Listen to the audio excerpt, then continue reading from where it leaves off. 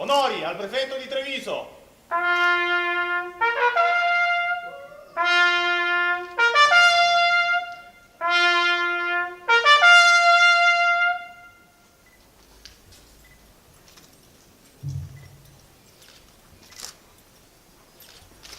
Ringrazio tutti coloro, familiari, amici e colleghi, che si adoperano per essere sempre a loro vicini. L'Arma rappresenta un fermo e prezioso riferimento dello Stato per tutti gli italiani. Migliaia di stazioni, presidio di professionale e rassicurante prossimità, sono una preziosa presenza capillare su tutto il territorio nazionale.